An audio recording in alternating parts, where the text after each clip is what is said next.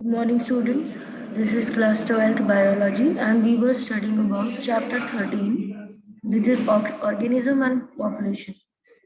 And in that, we have studied the introduction that organism is an individual which is living in its environment. Ecosystem और ecology जो unit है उसमें हमने ये पढ़ लिया है कि ऑर्गेनिज्म हमेशा अपने इन्वायरमेंट के अंदर रहता है.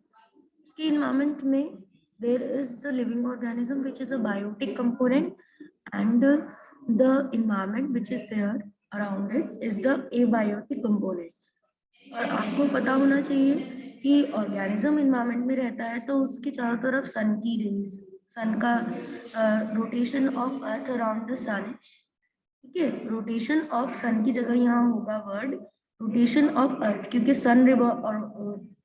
सन के अराउंड अर्थ रिवॉल्व करती है, सन एक ही जगह रहता है. तो rotation of earth and tilt of its axis causes annual variation. तो यहाँ सन की जगह मिसप्रिंट है, सन की जगह अर्थ होना चाहिए. तो rotation of earth and it's tilt, और अर्थ का एक टिल्ट भी है अपने एक्सिस पे. ठीक है, तो कुछ वो टिल्ट है अपनी, बिल्कुल स्ट्रेट नहीं है. अगर आप ग्लोब का भी अगर मॉडल देखते हो तो ग्लोब भी क्या होता है, टिल्टेड रहता है. ठीक है, you must have seen the globe. Globe is also tilted from the exact axis, उसी को टिल्ट बोलते हैं. तो टिल्ट ऑफ इट्स एक्सिस की वजह से एनुअल वेरिएशंस होती हैं. Intensity and duration of temperature, temperature की कितनी तेज धूप होगी या कितनी कम धूप होगी, ये सर्दी होगी, और अलग अलग रीजन्स सीजन्स में क्या वेदर रहेगा, वो किस पे डिपेंड करता है, अर्थ के रोटेशन पे और उसके टिल्ट पे, एक्सिस पे कितना वो टिल्टेड है.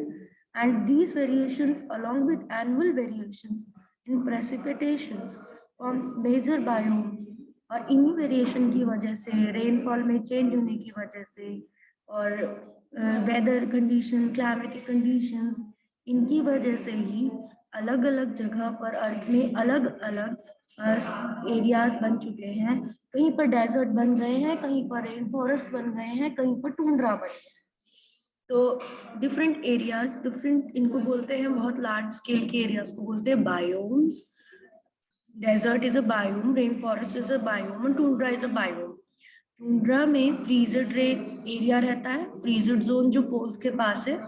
डेजर्ट में सैंडी सॉइल रहता है, बहुत ज्यादा high temperature, less rainfall.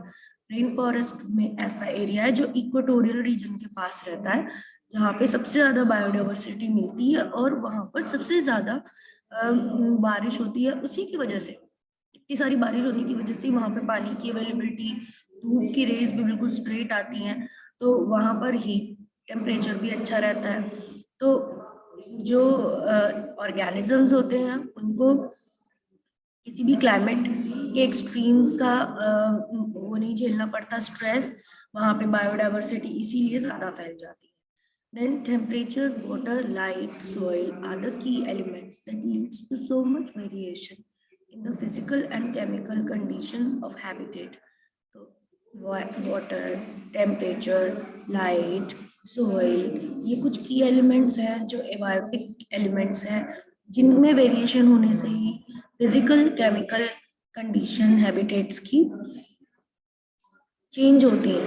Both abiotic, physical chemical, and both biotic, pathogen, parasites, predators, competition, यही हैबिटेट को गवर्न करते हैं. किसी भी एरिया में कोई ऑर्गेनिज्म रह रहा है, वो हैबिटेट हो गया उसका लिविंग प्लेस, वहाँ पे उसकी पॉपुलेशन कैसे स्टेबल होगी. यहाँ पे आप एक बर्ड देख रहे हो, बर्ड ट्री के ऊपर बैठी है और वो ट्री ही उसका हैबिटेट हो गया. तो बर्ड के दो हैबिटेट, एक तो ट्रीज और एक उसका स्काई. तो इन ऐसे एनिमल्स को जिनका ट्री और स्काई होता है हैबिटेट, तो वो क्या है, aerial as well as arboreal habitat, तो दोनों में रहते हैं. एंड यहाँ पे जो बायोम्स हैं उनका ग्राफ में बता रखा है. वाई एक्सिस पे एनुअल टेम्परेचर ले रखा है, temperature in degree Celsius. X axis पे they have taken rainfalls in centimetres, annual rainfall in centimetres. तो इनिशियल जीरो से शुरू हो रहा है, तो यहाँ पर आप देखोगे टेम्परेचर कैसे आ रहा है, values -15, -10, -5, 0 degree, 5 degree, 10 degree, 15 degree. तो नीचे में तो कंप्लीटली फ्रीजेड एरिया है, माइनस में टेम्परेचर है -15, फिर भी इतने फ्रीजिंग टेम्परेचर पे भी फॉरेस्ट होते हैं, और उन फॉरेस्ट को बोलते हैं आर्कटिक एंड अल्पाइन टुंड्रा, जो ऐसे एरियाज में होते हैं जहाँ पे हमेशा पानी जमा हुआ रहता है। और यहाँ पर अगर मीन एनुअल प्रेसिपिटेशन देखी जाए तो दैट इज लेस देन 50 से कम, और 80 तक भी पहुंच सकती है। तो ऐसे बर्फ के फॉर्म में वहाँ पानी होगा। एंड देन और थोड़ा टेम्परेचर जब राइज होता है तो हम पहुंचते हैं 5 डिग्रीज पे, 10 डिग्रीज पे। तो डेजर्ट, आपको पता है कि डेजर्ट में सर्दी है तो वो भी 5 डिग्री तक, 0 डिग्री तक पहुंच सकती है, माइनस में भी जा सकती है। गर्मी है तो वो भी हाईएस्ट से हाईएस्ट जा सकती है, बिकॉज सैंड जितनी जल्दी ठंडी होती है उतनी जल्दी गर्म होती है। तो अंधेरे में वहां पर बहुत ठंड हो जाती है in the winter seasons, and जब सूरज आता है तो एकदम से गर्मी हो जाती है। तो this is the variation. And desert का एरिया ये है। देन उसके बाद ग्राफ में दिख रखे हैं कि ग्रासलैंड्स का एरिया आ जाएगा, जहाँ पर फिर रेनफॉल थोड़ी बढ़ जाएगी। ग्रासलैंड्स में रेनफॉल थोड़ी बढ़ती है, नॉट मच हाई, तो इसीलिए वहाँ के जो ग्रासेस हैं वहाँ ग्रासलैंड्स के एरिया होते हैं। अलग अलग कंट्रीज के अलग अलग तरह के ग्रासलैंड्स हैं, और ग्रासलैंड में भी इकोसिस्टम होता है, वहाँ के पर्टिकुलर एनिमल्स होते हैं, प्लांट्स होते हैं। ज़्यादातर डोमिनेंट रहते हैं ग्रासेस, टॉल ग्रासेस, सवाना, जैसे सवाना ग्रासलैंड्स हैं, प्रेरीज, पैम्पस, ये सब ग्रासलैंड्स के नाम है। Then coniferous forest, coniferous forest आ जाता है। तो और ज़्यादा अगर हम आगे ज़्यादा रेनफॉल बढ़ा दे, 250 सेंटीमीटर्स पर एनुअल कर दे, और टेम्परेट फॉरेस्ट, कॉनिफरस फॉरेस्ट, दो तरह के फॉरेस्ट इसमें आ जाते हैं। सबसे ज़्यादा रेनफॉल अगर किसी में होती है तो ट्रॉपिकल फॉरेस्ट में होती है। ठीक है, तो ऐसे करके हमको पता चल जाता है कि ये ग्राफ इंपॉर्टेंट है, ये ग्राफ ऐसा का ऐसा आ सकता है एग्जाम में, और इसको समझाने को आ सकता है।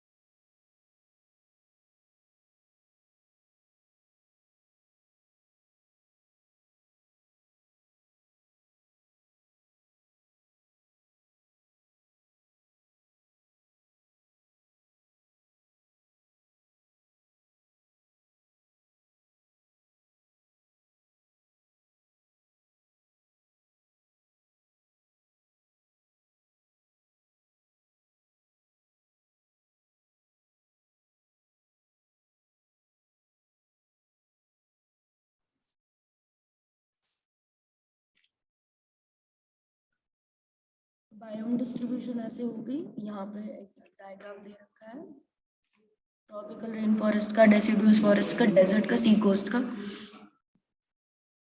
देख सकते हो आप कि रेन फॉरेस्ट में एवरग्रीन तरह का दिखता है, डेसिडुअस में डेंस फॉरेस्ट तो होता है, बट जब क्या कहते हैं वो एक बार फिर भी मैं सबको दिखा देता हूं। तो इसमें यहाँ पे जब डेसिडुअस होते हैं, डेसिडुअस मतलब those that will fall there leaves during the autumn. जब पतझड़ का मौसम आएगा तो डेसिडुअस फॉरेस्ट के लीव्स गिरते हैं, और अलग अलग टाइम पे ये ट्रीज अपने लीव्स को गिराते हैं। और जब एक तरफ से तब बिल्कुल ड्राई हो जाते हैं फॉरेस्ट, क्योंकि लीव्स भी शेड कर दिए होते हैं हाई हीट में अपने कंजर्व करने के लिए वाटर। एंड पर जैसी बारिश आती है दोबारा से ये क्या हो जाती है, ग्रीन हो जाती है। मेजर अबॉयटिक फैक्टर्स, टेम्परेचर सबसे मेजर इम्पॉर्टेंट अबॉयटिक फैक्टर जो है हैबिटेट को रूल करता है, जो कि टेम्परेचर है, क्योंकि टेम्परेचर एक हमारे इंजाइम्स जो हैं ऑर्गेनिजम्स में, जो भी इंजाइम है टेम्परेचर रेगुलेटेड मैनर में ही काम कर सकती हैं। बहुत कम टेम्परेचर होने पर, बहुत ज़्यादा टेम्परेचर होने पर एंजाइम्स क्या होती हैं, नॉन फंक्शनल होने लगती हैं। उनकी एक्टिविटी लो डाउन होने लगती है। तो इस वजह से टेम्परेचर एक इम्पॉर्टेंट फैक्टर बनता है for the metabolism, for the life of the organism. Temperature decrease करता है progressively from equator towards the pole in high altitudes.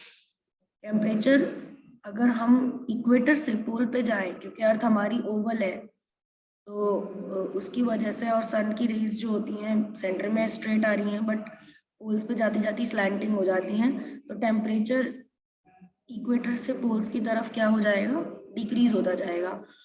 तो सबसे ज़्यादा टेम्परेचर इक्वेटोरियल रीजन पे ही रहता है। Thermal springs, deep sea hydrothermal vents are unique. वो यूनिक है। अब वो कहीं के भी डीप सी थर्मल स्प्रिंग हो, तो किसी भी एरिया की हो, तो थर्मल स्प्रिंग का नाम ही है, वो तो हाई हीट में रहेंगी, वहाँ पर greater than 100 degree Celsius temperature रहेगा।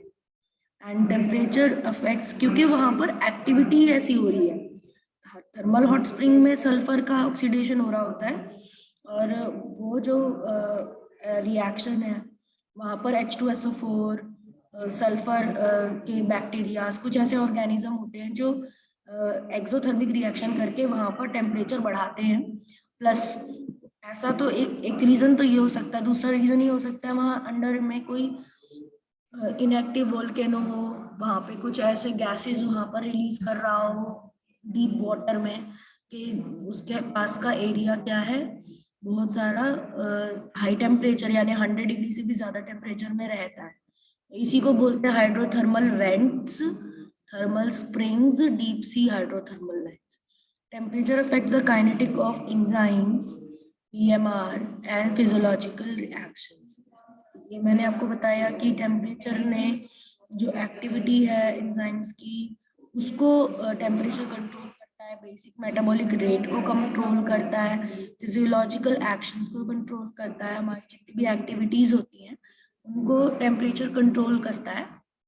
हम सिंपली अपना खाना भी डाइजेस्ट कर रहे हैं, तो आपने देखा होगा नॉर्मल टेम्परेचर जिस दिन डे में ज़्यादा टेम्परेचर नहीं है, यानी कि 37 हमारी बॉडी का टेम्परेचर है, तो अराउंड उसके 4 डिग्री कम, 4 डिग्री अब तक हम लोग रह कर सकते हैं, आराम से नॉर्मल है हमारे लिए। तो अगर बहुत ही ज़्यादा हाई टेम्परेचर होगा तब भी हमें प्रॉब्लम्स होने लगती हैं। बहुत ज़्यादा लो टेम्परेचर में भी हमारी प्रोसेसेस क्या होती हैं, वो डिस्टर्ब होने लगती है। तो वो इस वजह से, क्योंकि हम भी ऑर्गेनिज्म है, हमारे अंदर भी एंजाइम्स हैं, एंड इस वजह से उसका असर होता है। यूरीथर्मल ऑर्गेनिजम्स ऐसे ऑर्गेनिजम्स होते हैं, दो तरह के organisms on the basis of temperature. Eurythermal organism जो कि टॉलरेट कर सकते हैं wide range of temperature, they can tolerate wide range of temperature, मतलब मिनिमम से मिनिमम, मैक्सिमम से मैक्सिमम अगर कोई टेम्परेचर वेरिएशन होता है, they can tolerate, they will live normally। ठीक है, तो ऐसे ऑर्गेनिजम्स होते हैं which can tolerate high range of temperatures and wide range, not high but wide range। wide मतलब उनका रेंज बड़ा है। रेंज क्या होता है, the maximum value minus minimum value range होता है किसी का भी, तो वो डिफरेंस ज्यादा आता है, वाइड रेंज है इसका मतलब। और एक और इसकी अपोजिट में जो होते हैं स्टीनोथर्मल होते हैं। स्टीनोथर्मल में क्या है, जिनमें लोअर रेंज, जिनकी रेंज कम आएगी टेम्परेचर की, तो ऐसे एनिमल्स जो बहुत ज़्यादा कम रेंज को ही टॉलरेट कर सकते हैं वो स्टीनोथर्मल एनिमल्स होते हैं। तो दो तरह के एनिमल्स हो गए on the basis of temperature, eurythermals and stenothermals. And इसमें ज़्यादातर वार्म ब्लडेड एनिमल्स जो होते हैं, वार्म ब्लडेड एनिमल्स जैसे हम हैं, यानी कि जो अपना टेम्परेचर रेगुलेट कर सकते हैं, they can we can say by homeostasis, या किसी भी मैकेनिज्म से कोई ऐसे रिएक्शंस हम अपने अंदर करें, या कुछ ऐसी एक्टिविटीज जिसकी वजह से हम अपने टेम्परेचर को कांस्टेंट बना के रख सकते हैं। ऐसे एनिमल्स क्या होते हैं, यूरीथर्मल्स होते हैं, वाइड रेंज को टॉलरेट करने वाले। ठीक है, अब हम सर्दी को भी झेलते हैं, गर्मियों को भी झेलते हैं, और फिर भी हम वर्क सही से करते हैं, तो वी आर यूरीथर्मल्स। बट कुछ ऐसे छोटे ऑर्गेनिजम्स जैसे कि फ्रॉग हुए, रेप्टाइल्स हुआ, और लिजर्ड्स हुई, रेप्टाइल्स लिजर्ड्स एक ही है, एक ही ग्रुप के मेंबर्स हैं, वो क्या करते हैं, जब वो ठंड होती है। Then they go into the burrows, ज्यादा सर्दी हो गई तब भी बरो में चले जाएंगे, बरो से निकल आएंगे, फिर धूप में आ जाएंगे, फिर सन बाथिंग करेंगे थोड़े टाइम के लिए, फिर ज्यादा गर्म होने लग गए तो वापस बरोज में चले जाएंगे। तो they do the this method, this is behavioural adaptation, ये सन में आ जाना, सन से वापस बरो में चले जाना।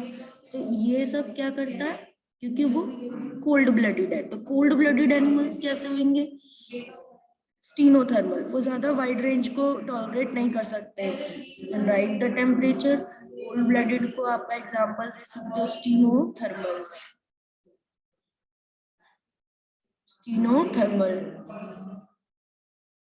स्टीनोथर्मल्स का एग्जांपल्स आप देखोगे, यूरोथर्मल का दे दोगे। अब नेक्स्ट आपका आता है वाटर। वाटर एक इम्पॉर्टेंट फैक्टर है इन्फ्लुएंस का, लाइफ इस पे डायरेक्टली डिपेंड है वाटर पे। आपको पता है लाइफ सबसे पहले वाटर में ही इवॉल्व हुई है, और लाइफ ऑर्गेनिज्म की the productivity and distribution of plant is also depending on the water. Water की डिस्ट्रीब्यूशन अर्थ पे कहाँ कहाँ पे है, प्रोडक्टिविटी कितनी है पौधों की, वो भी किस पे डिपेंड करेगा, पानी पे डिपेंड करता है। The salinity varies in aquatic environment, 5% in inland waters, 30 to 35% in sea water, more than 100% in hypersaline lagoons। तो सैलिनिटी भी अलग अलग होती है एक्वेटिक एनवायरनमेंट की। जो 5% सैलिनिटी है वो वाटर्स के अंदर है, जो हमारे इनलैंड वाटर है यानी कि फ्रेश वाटर के सोर्सेज, रिवर्स वगैरह, उनमें सबसे कम सैलिनिटी है, तो हम उनको फ्रेश वाटर बोलते हैं, ठीक है। एंड इसमें नॉर्मल पानी होता है, नदियां होती हैं, जैसे गंगा हो गई, Yamuna. 30 to 35% salinity sea water की होती है, और मोर देन 100% सैलिनिटी होती है हाइपर सेलाइन लगून्स की। मतलब ऐसे एरियाज जहाँ पर जहाँ पर ज्यादा we can say salt accumulated है, ठीक है, उनमें हाइपर सेलाइन। हमारे इंडिया में भी कुछ ऐसे लगून लेक्स भी हैं, जो चिल्का लेक, सांबर लेक, जिनमें ज्यादा कह सकते हैं नमक होता है, यूरी हेलाइन। और इसके बेसिस पे भी यूरी हेलाइन तरह का ऑर्गेनिज्म, स्टीनो हेलाइन तरह का organism, two type of organism है which can tolerate wide range, are eury word is added to it, और haline word is for the salt. So some animals can tolerate high salt condition, उस environment में रह सकते हैं आराम से, उनको कोई डिफरेंट डिस्टर्बेंस नहीं होता। तो ऐसे organism which can tolerate wide range of salinity are called euryhaline, and steno means less range, very small range salinity they can tolerate. So organism which can tolerate narrow range, wide का opposite है narrow range of salinity को tolerate करने वाले स्टीनोहेलाइंस होते हैं, ठीक है। तो ऐसी जो कह सकते हैं सॉल्ट वाटर एरियाज में वही रह सकते हैं जो ज्यादा हाई सॉल्ट को टॉलरेट कर सकते हैं, उनके अंदर ऐसे ऑर्गन्स डेवलप होंगे कि वो सॉल्ट को क्या कर सके, बार बार रिलीज कर सके बॉडी में से। ऐसी फिशेस जो मैरीन फिशेस हैं, और कुछ फिशेस अगर हम उन मरीन फिशेस को नॉर्मल वाटर में रखेंगे तो they will not survive.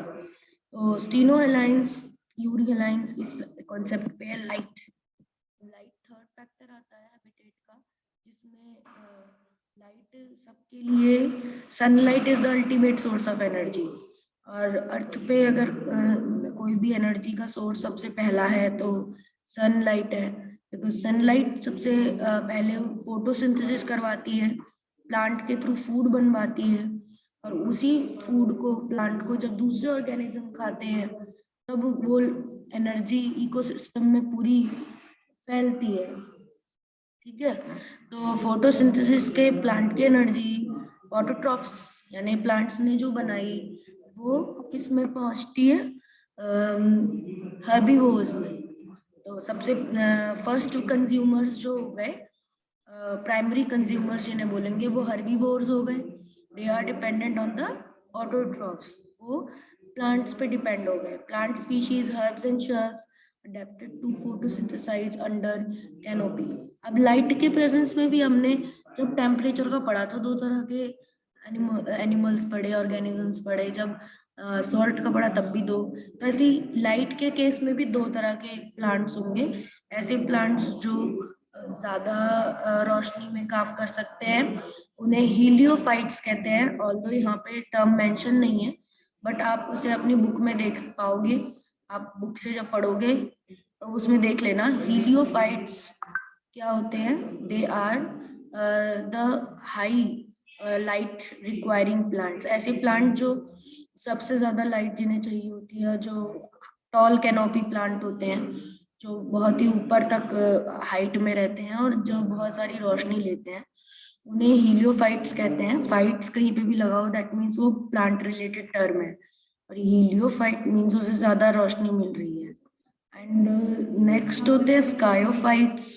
Sciophytes ऐसे प्लांट हैं जो कि इन्हें लेस रोशनी चाहिए, they require very less amount of light. Sciophytes and heliophytes two categories of plants. ऐसे भी तो प्लांट होंगे जो टॉल ट्री के नीचे उग रहे हैं। आप किसी भी ट्री को देखो, उसके साइड में, उसके आसपास में छोटे छोटे और पौधे उग रहे होते हैं, तो वो तो उसकी छाया में ही उग रहे होते हैं, उन्हें तो कम रोशनी चाहिए। तो इस तरह से दो तरह के पौधे हो जाते हैं, एक तो कम रोशनी में भी उग जाते हैं, उनकी हाइट कम होती वैसे भी, श्रब्स कैटेगरी के प्लांट, और एक बड़े बड़े टॉल कैनोपी प्लांट होते हैं जो ज्यादा रोशनी में ही उग सकते हैं। बिग जो टॉल ट्रीज हैं वो photosynthesis, plant species have shrubs adapted to photosynthesize in the canopy, and sun canopy outermost structure होता है किसी भी टेरेस्ट्रियल बायोम का, जहाँ पर top branches of the trees ऐसे आते हैं। Sunlight is required for photoperiodic response like flowering। इन्हें sunlight चाहिए क्यों? बिकॉज इनको प्लांट को ग्रोथ के लिए चाहिए, डेवलपमेंट के लिए चाहिए सनलाइट। बिकॉज हर प्लांट अलग रोशनी में ही अपने फ्लावर्स ला सकता है। ये फोटो पीरियोडिक रिस्पॉन्स है, मतलब प्लांट को तभी उसकी लाइफ साइकिल पूरी होगी जब प्रॉपर उसका जिस तरह का वो प्लांट है, अगर वो लॉन्ग डे प्लांट है उसे ज्यादा आवर्स में लाइट चाहिए, अगर वो शॉर्ट डे प्लांट है तो उसे कम घंटों के लिए लाइट चाहिए। तो एनिमल्स की तरह प्लांट को भी लाइट चाहिए होती है, डिफरेंट आवर्स की लाइट चाहिए होती है, दैट इज फोटो पीरियड। उसी पीरियड को फोटो पीरियड कहते हैं और उससे फ्लावरिंग होती है। Next, animal use diurnals and seasonal variations in light intensity. Animal क्या करते हैं, यही लाइट इंटेंसिटी को अपना वर्क करने के लिए काम करते हैं। कुछ एनिमल्स डे में एक्टिव होते हैं, इनको डायurnal एनिमल्स कहते हैं, एंड ये डे के दौरान एक्टिव वर्क करते हैं।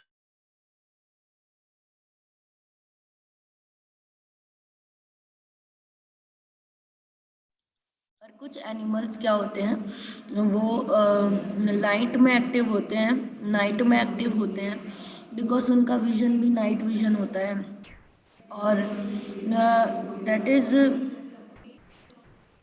Doing the work at the night. जैसे टाइगर है, नाइट में भी शिकार करता है। जैसे आउल है, आउल को, टाइगर तो नहीं, टाइगर तो डायurnal एनिमल है, दिन में ज्यादा एक्टिव होता है। बट आउल जो है, ऐसी बर्ड्स जो कि नाइट में एक्टिव होती, बैट है, बैट भी नाइट में एक्टिव होता है, चमगादड़ और आउल, क्योंकि उनको नाइट विजन, उनकी आईज ऐसी है। टाइमिंग देयर फोरेजिंग, वो अलग अलग टाइम पे एक्टिव होने का मतलब खाने के लिए भी तभी ढूंढेंगे, प्रोडक्टिव माइग्रेशन, ये सब भी प्रोसेस उनके उसी डे के टाइम पे होंगे। देन सॉइल, अगर हम सॉइल के उस पे डिस्कस करें लेवल पे, तो सॉइल एक एबायोटिक फैक्टर है और इस पे डायरेक्टली प्लांट डिपेंड है, और प्लांट पे तो फिर पूरे एनिमल से डिपेंड है। यहाँ पे आप देख रहे हैं एक बर्ड है, बर्ड और यहाँ पे फर के ट्री के पास बैठी है, उसके अंदर एक कोन है, कोन का ये सीड्स खाना चाहती है, ठीक है। तो ये यहाँ पर आई क्योंकि उसका फूड यहाँ पर है। पर ये फर का ट्री अगर ये नहीं होता, सॉइल में अगर ये फर का ट्री नहीं उग रहा होता, तो ये बर्ड यहाँ पर नहीं आती, खाना इसको नहीं मिलता। तो पहले सॉइल अच्छा होना चाहिए, सॉइल प्रॉपर, वहाँ वेजिटेशन होनी चाहिए, एरिया में वेजिटेशन होगी तो वहाँ एनिमल्स भी उस वेजिटेशन पे डिपेंड होंगे। Then properties of soil vary according to the climate, weathering process, किसी भी वहाँ की जगह की मिट्टी उसकी पहाड़ पे डिपेंड करती है, जिस पहाड़ की वो वेदरिंग से बना है। सॉइल की कंपोजिशन, ग्रेन का size, aggregation, determining the population and water holding capacity of the soil. अब सॉइल का कॉम्पोजिशन मतलब उसके फिजिकल कैरेक्टर्स की बात कह रहे हैं कि उसके दाने का कितना साइज है, वो कितने स्मॉल ग्रेन का सॉइल है। एग्रीगेशन, अगर वो कितने ज्यादा एग्रीगेट्स बना सकता है, उसके अंदर पानी को परकोलेट करने की एबिलिटी कितनी है, पानी को होल्ड करने की एबिलिटी कितनी है। यही कैरेक्टरिस्टिक जो होते हैं वो pH along with the chemical properties, ऊपर वाले तो फिजिकल प्रॉपर्टीज हैं, बट नीचे केमिकल प्रॉपर्टीज भी दी हुई, जैसे पीएच, मिनरल कंपोजिशन, टोपोग्राफी। ये वेजिटेशन को, किसी भी एरिया के वेजिटेशन को कंट्रोल करती हैं। तो आज का आपका यही टॉपिक है कि you will be writing about soil important features. You will be writing about two types of plants on the basis of light feature आप लिखोगे, सैलिनिटी और वाटर का फीचर आप लिखोगे। ये स्लाइड्स आपको लिखनी है। This will be your work, this is important.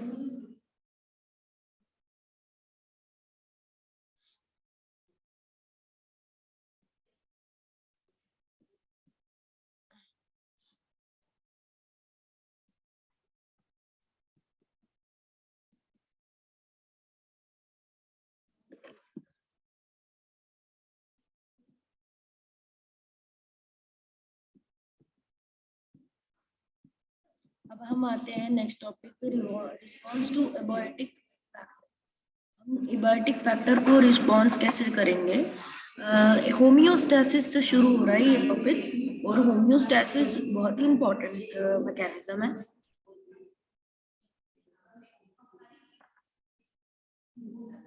Homeostasis की डेफिनेशन जानना जरूरी है कि ये एक ऐसी प्रोसेस है जिससे ऑर्गेनिज्म एक constant internal temperature environment maintain करके रखता है to changing external environment, because external environment उसके कंट्रोल से बाहर है। एक्सटर्नल, अगर सूरज अगर कम मतलब निकल रहा है because of cloudy weather, can't do anything about it because it is environment. But अगर हम अपने अंदर फूड प्रॉपर खा लें, हम अपने आप को एक्टिव रखें, तो हम अपने अंदर से ऐसे एनर्जी और हीट एनर्जी के फॉर्म में उसको अपनी बॉडी को मेंटेन कर सकते हैं, जिससे कि बाहर अगर वेदर कूल है तो we can produce heat energy from inside our body by the activities, by the food we eat. So this process of balancing, this process, the organism which is balancing a constant internal environment in respect to its changing external environment is known as homeostasis. How does organism cope with the changing environment? Regulate.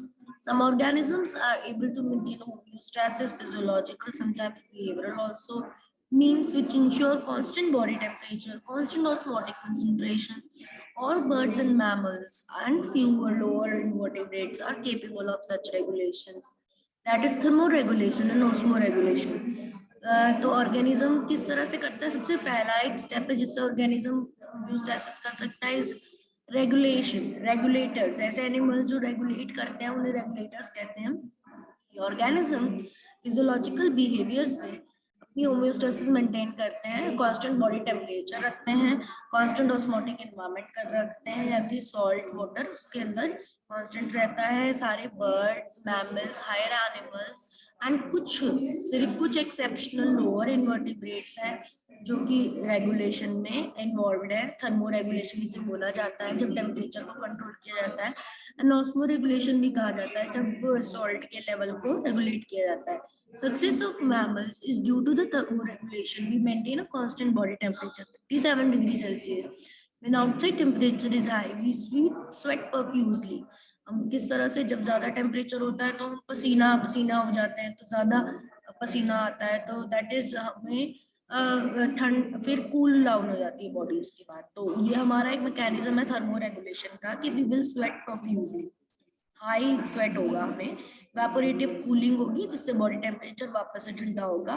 Winter में क्या होगा, low temperature होगा, हमारी body 37 से नीचे जाती ही हम क्या करने लगेगी, हमें कपकपी सी होने लगेगी, शिवर करने लगेंगे, इससे भी हमारी बॉडी में हीट जनरेट होगी। तो विंटर में हम शिवर करते हैं एंड समर्स में हम क्या करेंगे, we will be sweating. So this is the means we can say this is the mechanisms by which we regulate. Now, why the conformers are not evolved to become regulators? Conformers next category में है, they cannot means do the thermoregulation and osmoregulation. So what they do, they just conform to the conditions. Means अगर बाहर low temperature है तो their body cannot maintain their constant body temperature, उनका body temperature भी drop होने लगता है। बाहर ऑस्मोटिक कंसंट्रेशन अलग अलग है, उनका बॉडी टेम्परेचर में भी प्रॉब्लम्स होने लगती है। तो ऐसा थर्मोरेगुलेशन एनर्जेटिकली एक्सपेंसिव है। वो क्यों नहीं बन गए रेगुलेटर इवोल्यूशन के वक्त, क्योंकि हमें तो पता है इवोल्यूशन में तो अच्छा फीचर इवॉल्व हो जाता है ऑर्गेनिज्म में, पर वो क्यों नहीं बने फिर कन्फर्मर्स क्यों रेगुलेटर्स नहीं बने? बिकॉज ये एनर्जी इसमें बहुत हाई लगती है और ऐसे small animals, shrews, hummingbird can not afford much energy for thermoregulation. तो हमिंग बर्ड हमेशा ही उड़ती रहती है, अपने विंग्स को फ्लिप करती रहती है, फ्लैप करती रहती है उड़ने के लिए और अपना फूड ढूंढने के लिए। उसका साइज बहुत छोटा होता है, सबसे छोटी बर्ड होती है। तो अब वो कैसे थर्मोरेगुलेटर का प्रोसेस, इतना एनर्जी कहाँ से लाएगी थर्मोरेगुलेशन करने के लिए? उसकी बॉडी साइज छोटी है। तो इसी तरह से, इसी रीजन की वजह से, छोटी बॉडी साइज होने की वजह से they cannot become thermoregulators, they can only become the conformers. Heat loss or heat gain is a function of surface area, क्योंकि heat loss और heat gain surface area का function होता है। तो smaller animals have larger surface area related to their volume. They tend to lose body heat very easily. उनका जो volume के हिसाब से उनका सरफेस एरिया ज्यादा हो गया, उनका volume to surface area ratio क्या हो गया, ज्यादा हो गया। इस वजह से उनकी बॉडी हीट तो वैसे ही भी बहुत जल्दी रिलीज हो जाती है, तो उनके पास कोई एनर्जी का सोर्स ही नहीं बचता जिससे कि वो थर्मोरेगुलेशन कर सके। Then has to expend much energy to generate body through metabolism. तो अपने मेटाबॉलिज्म से इतनी हीट दोबारा से जनरेट नहीं कर पाते। This is why small animals क्या होते हैं, कन्फर्मर्स होते हैं। This is an important question कि why the small animals are conformers. तो इसका रीजन यही रहेगा कि because this is the reason, heat loss is the heat gain is the function of surface area and the small animals have larger surface relative to their volume. They tend to lose body heat very fast when it is cold outside, then to expand has to expend much energy to generate body heat. इतनी heat energy वो generate नहीं कर पाते। ये जो graph है this is given in NCERT, तो it should be learn. The Y axis पे इंटरनल लेवल्स दिए हुए हैं। अब ये टेम्परेचर के इंटरनल लेवल्स हो सकते हैं, ऑस्मोटिक कंसंट्रेशन के लेवल्स हो सकते हैं। यहाँ पे हम कोई भी इंटरनल पैरामीटर रख सकते हैं, बॉडी टेम्परेचर रख सकते हैं। एक्सटर्नल लेवल जो हमारा कंटिन्यूअसली राइज करता जाएगा, जैसे कि रूम टेम्परेचर या फिर एनवायरमेंट टेम्परेचर, इस हिसाब से हम रेगुलेटर्स को देखेंगे तो दे will be maintaining a constant. तो सेंटर में एक लाइन खींच देंगे तो उनका जो कांस्टेंट टेम्परेचर है वो मेंटेन करते हैं।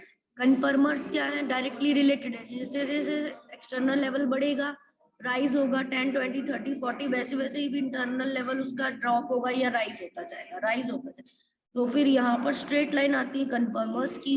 एंड पार्शियल रेगुलेटर्स कुछ लेवल तक कंफर्म करते हैं, फिर उसके बाद क्या हो जाते हैं, कांस्टेंट हो जाते हैं, उसके आगे वो नहीं कर सकते। There are some partial regulators also. So this is the thing, this is an important graph, you have to draw it and you will be learning this reason why the thermoregulation is and why the conformers do not becomes thermoregulator, conformer thermoregulator क्यों नहीं बन गए। You have to write all these 4 points and learn this and also learn the graph. So this is your work for today.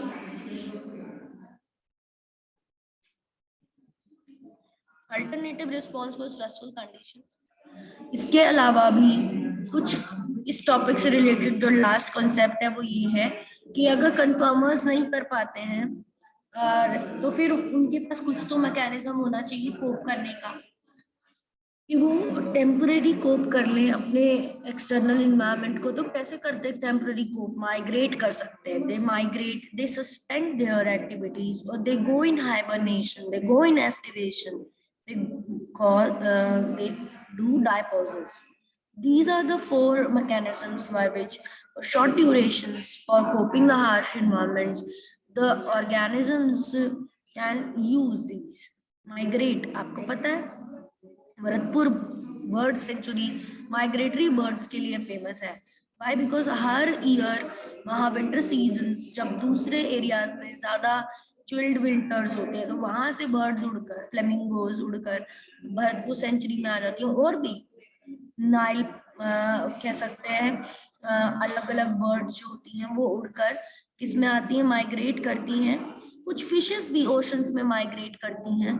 तो this is why because bird migrate from colder regions to warmer region, ताकि वो उस particular area को, stressful condition को क्या कर सकें, come over कर सकें एंड ओवरकम कर सकें एंड सस्पेंड। कुछ ऐसे एनिमल्स होंगे जो सस्पेंड करेंगे अपनी एक्टिविटी को, थिक वॉल के स्पोर्स बनाकर, प्रोटेक्टिव स्पोर्स बनाकर, माइक्रोब्स में बनते हैं थिक वॉल स्पोर्स, बैक्टीरिया में बनते हैं। अनफेवरेबल स्ट्रेसफुल कंडीशंस को ओवरकम करने के लिए स्पोर्स बनते हैं बैक्टीरिया में। नॉन फेवरेबल कंडीशन आते ही स्पोर जर्मिनेट कर जाते हैं फेवरेबल कंडीशंस में। In higher plant seeds and other vegetative reproductive structures means to tide over the stresses, and higher plants में vegetative reproductive structures ऐसे हैं जो कि स्ट्रेस को ओवरकम कर सकते हैं। They reduce their metabolic activities going into the state of dormancy. ये अपनी metabolic activities को भी dormancy में ले जाते हैं, यानी कि थोड़े इनएक्टिव हो जाते हैं। Hibernation during winter, animals like bear escape. Hibernation में बड़े बड़े एनिमल्स भी हाइबरनेट करने लगते हैं ठंड में। दे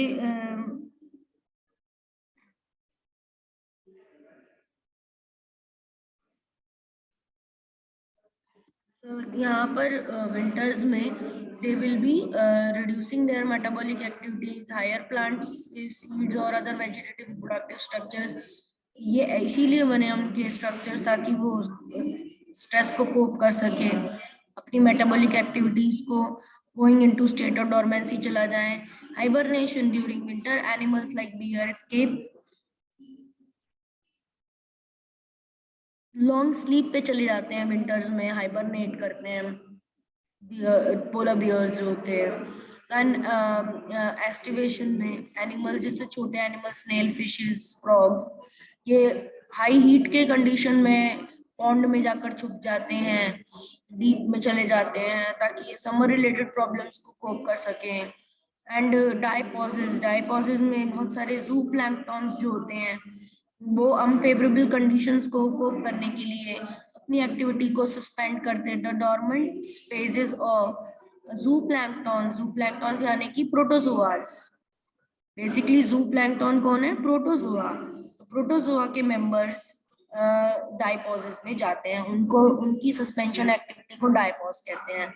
Many zooplankton undergo the state of suspension in the unfavorable condition. Unfavorable condition यानी कि pond उनका winters में freeze होने लग गया, तो they will go in the diapause. So this is the topic for today.